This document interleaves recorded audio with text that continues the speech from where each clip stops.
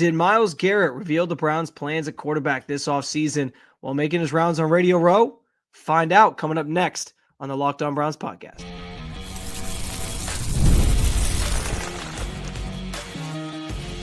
You are Locked On Browns, your daily Cleveland Browns podcast.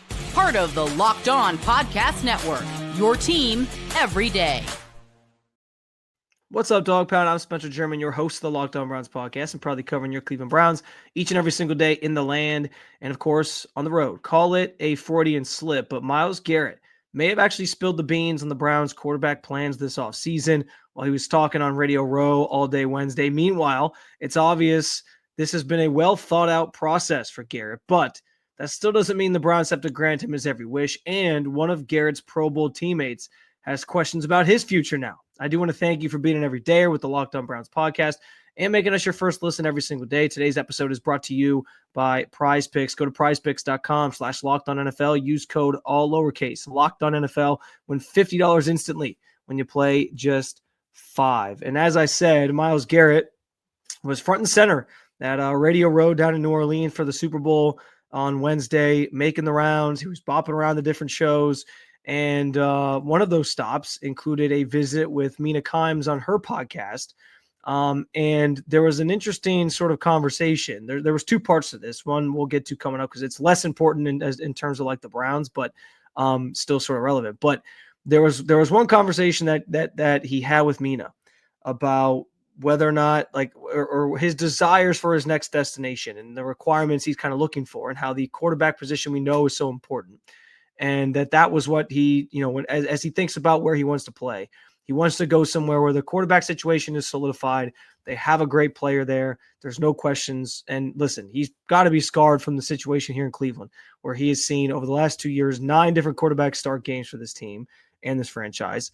And, and he knows that Bailey Zappi, who started in week 18, was the 40th quarterback to start for this team since it returned in 1999. So he has seen his fair share of a carousel of quarterbacks in Cleveland while he's been here for the last 8 years. And so, yeah, I understand why he wants some stability at that position. And his whole argument was that, listen, when you have the teams with the great quarterbacks, you had the best chance to win. But there was a part of his answer that I thought maybe alludes to, as we know, he had these conversations with the Browns, and we know he talked about what the future looks like with this franchise. And he straight up told Rich Eisen on another one of his stops on Wednesday that he doesn't feel like the trajectory of the team is aligned with what he's trying to accomplish and what he's trying to do at this point in his career. And so because of that, I kind of connecting some dots here, but his answer to Mina on the quarterback question, like, do you want to go somewhere where there's a quarterback in place, was something along the lines of, actually, well, this is a direct quote because I took it from a story I wrote, but this was part of his answer. He said, quote, "You've seen some game managers go out there with a really good defense and win it all. But if you want to consistently be at the top, you got to have a really good quarterback."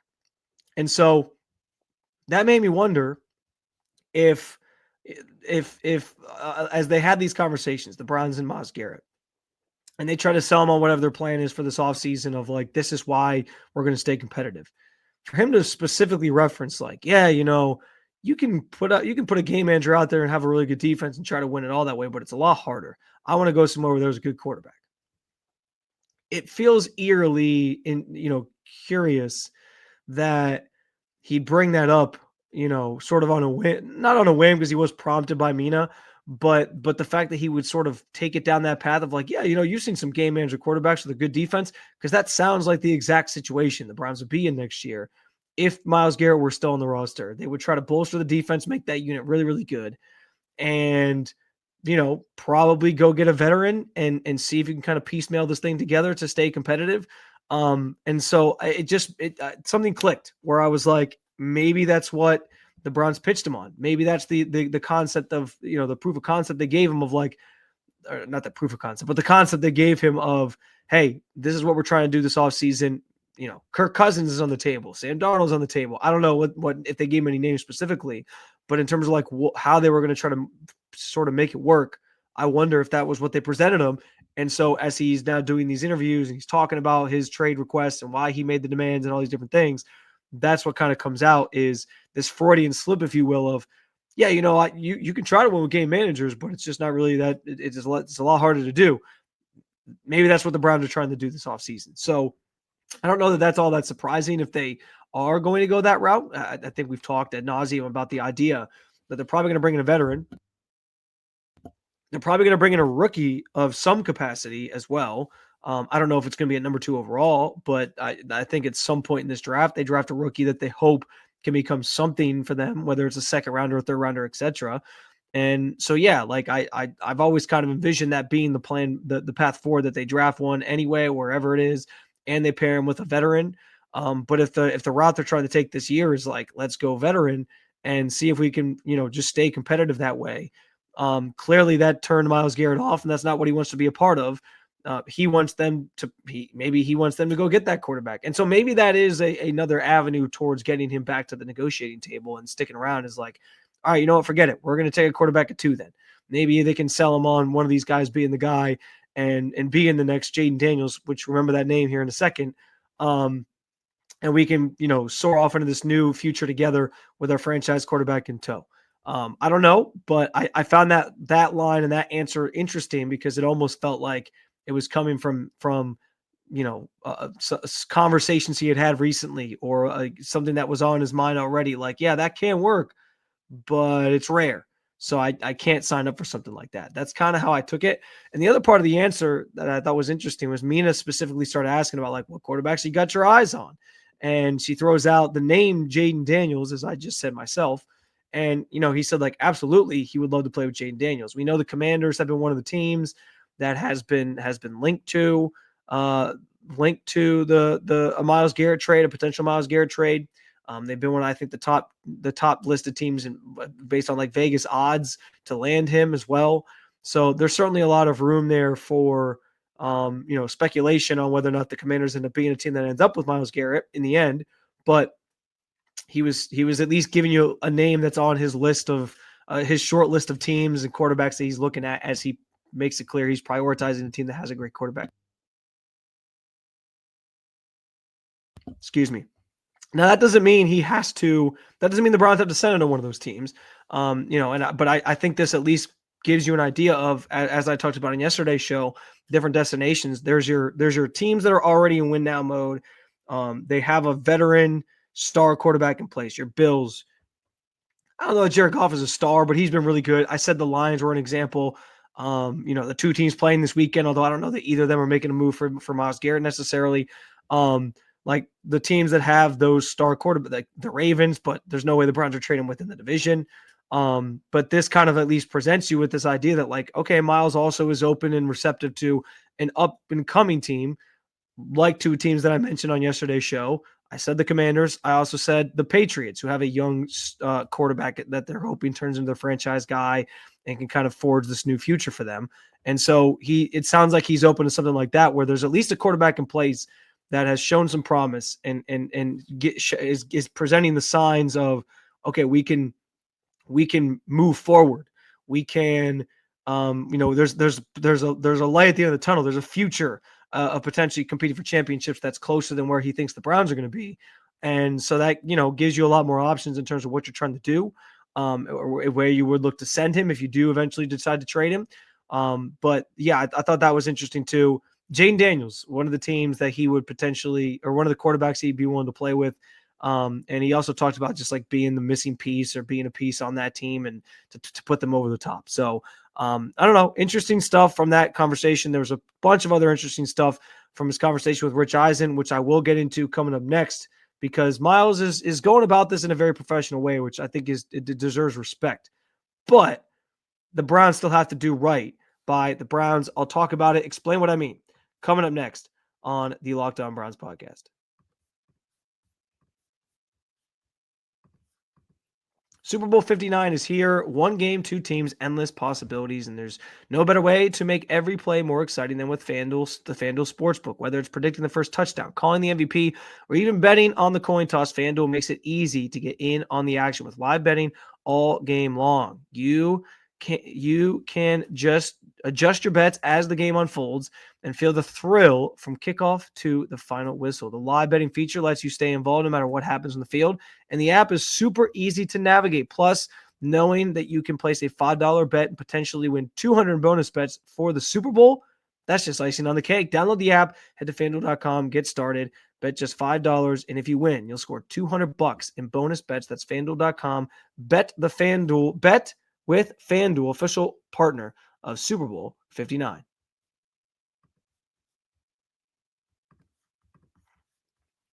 So as I said, I mentioned Myles making the rounds on Radio Row. I mentioned his stop on the Mina Kimes podcast, but he also made a stop on the Rich Eisen show, which was, I think, his first real stop that sort of permeated across social media. Some of the clips where he was talking about his future and why now.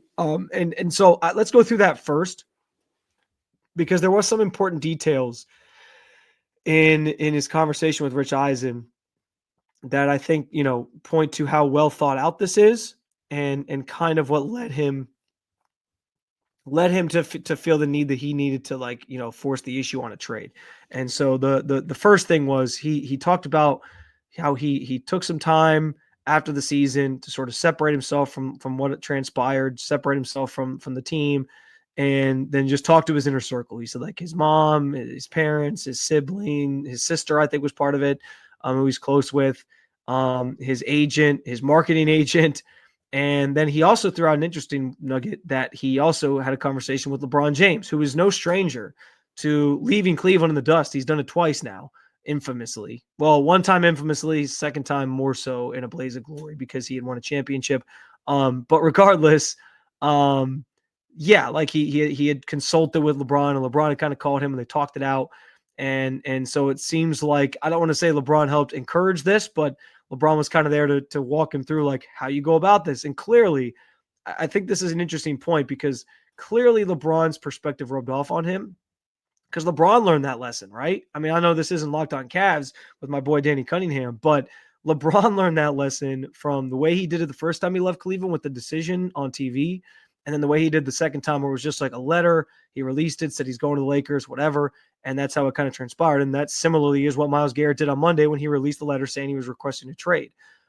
So he has taken the latter of those two options and using the lessons learned from LeBron, I suppose, on how to handle this type of situation to forge his own trade conversation and his own, create his own future, if you will, or blaze his own path. So I think that's interesting because, he's not trying to do what LeBron did the first time around and just like leave Cleveland high and dry and slap him in the face on the way out.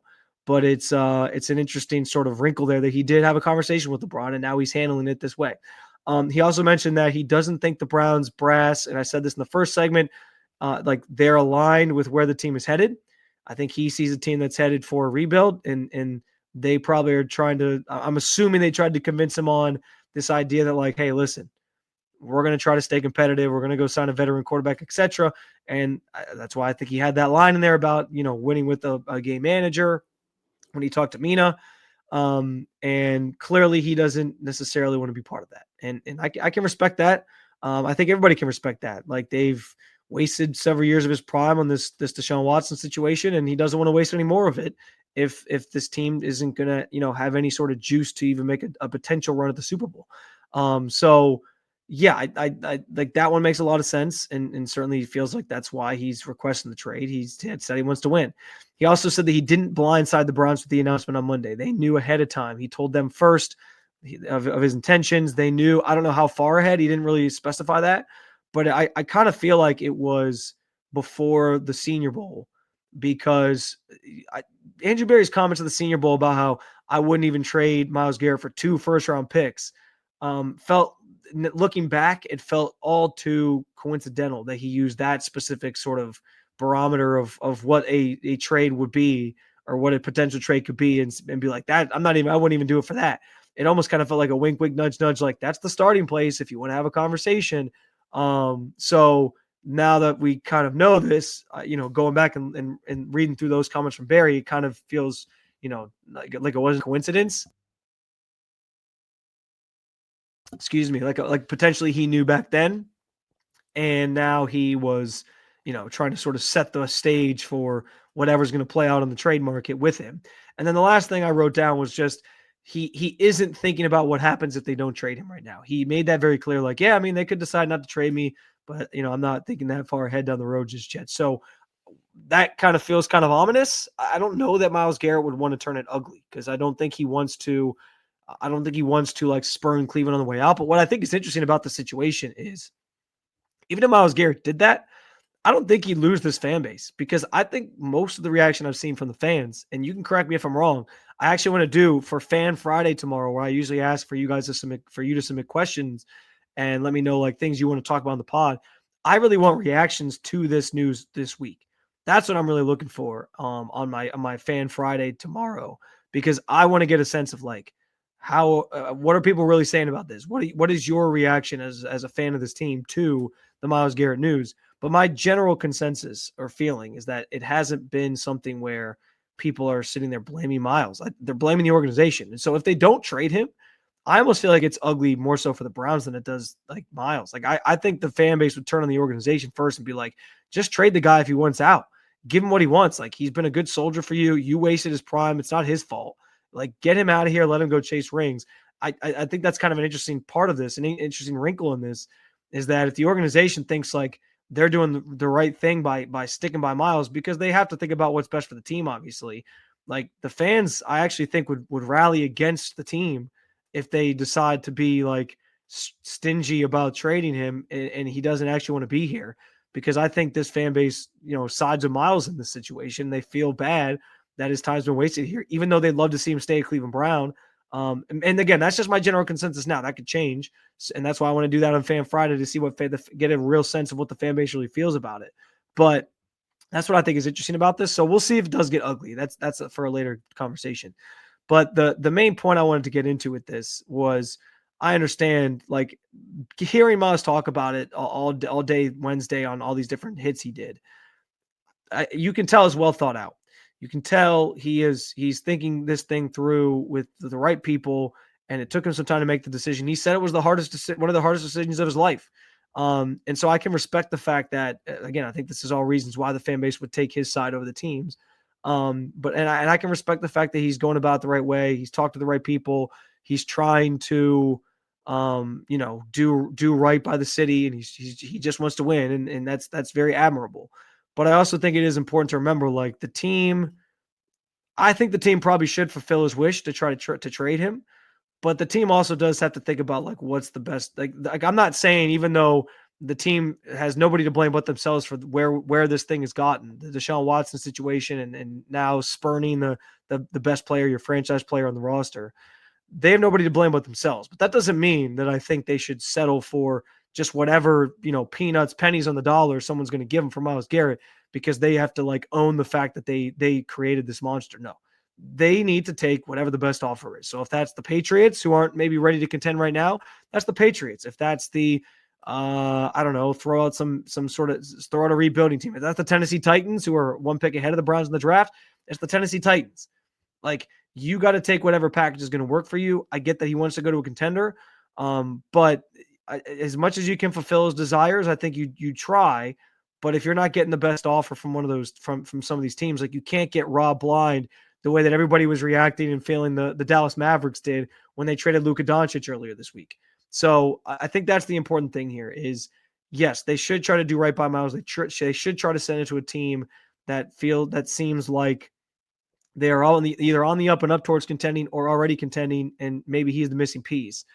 But if they're not getting those types of deals from those teams, and there's a team that comes in and gives you like the Godfather offer you're looking for, you only do so. You do right by Myles to an extent, but he's played his leverage as far out as he could. He requested the trade. He said he wants out. He doesn't have a no trade clause, so he's exercised all the levers that he can pull. The Browns now get to decide what sort of package it looks like if they actually trade him, and what they're looking for. And if somebody meets that price, that's where you send them. Doesn't matter if it's a contender or not. And so that's the unfortunate thing for Myles, but the team does have to think about the future here as well. They can't operate on just like emotion and sympathy, because they have to come to terms with the fact that they wasted the prime of Myles Garrett's career. It's unfortunate. They certainly did. It's a fact. but they still have to think about the future and building this team for years to come. With that, beyond and after Myles Garrett is potentially gone here. So that's important to keep in mind. Speaking of Myles Garrett's trade request, though, it is now, everyone's been talking about it, and even his own teammates are talking about it. I'm going to share with you the Pro Bowler, Denzel Ward, his comments after who chimed in on the situation on Wednesday and had some interesting comments about his own future with the Cleveland Browns. We'll talk about it coming up next on the Locked On Browns podcast. This show is sponsored by Betterhelp. What do you want your 2025 story to be? Every January brings a new chapter, 365 blank pages waiting for you to fill. If there's a part of your life that you want to rewrite or a plot twist that you've been craving, why wait? Life isn't about fleeting resolution. It's about taking control and becoming the author of your own story. Think of therapy as a personal editor, helping you craft the life you desire. It's not just for crisis situations. Therapy can help you develop healthier coping strategies, improve your relationships, and empower you to be the best version of yourself. Whether you're facing a challenge or looking for personal growth, therapy is a powerful tool to help guide your journey. Whether it's learning how to set boundaries or tackling stress in new ways, therapy can help you develop skills for a better tomorrow. Even if you've never tried therapy, the benefits are clear. Finding someone to talk to and gaining fresh perspectives can make all the difference in how you navigate life's ups and downs. Write your story with BetterHelp. Visit betterhelp.com/lockedon today to get 10% off your first month. That's BetterHelp, HELP.com/lockedon.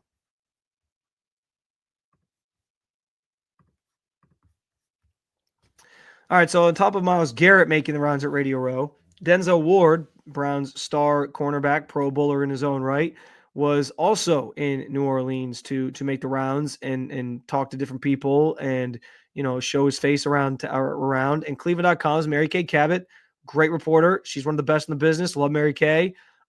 She had a chance to talk to Denzel Ward, and he had some comments, of course, on the Myles Garrett situation, where he essentially, as Myles Garrett left the door open at the end of the season for his future and potentially playing somewhere else, and now it's led to this.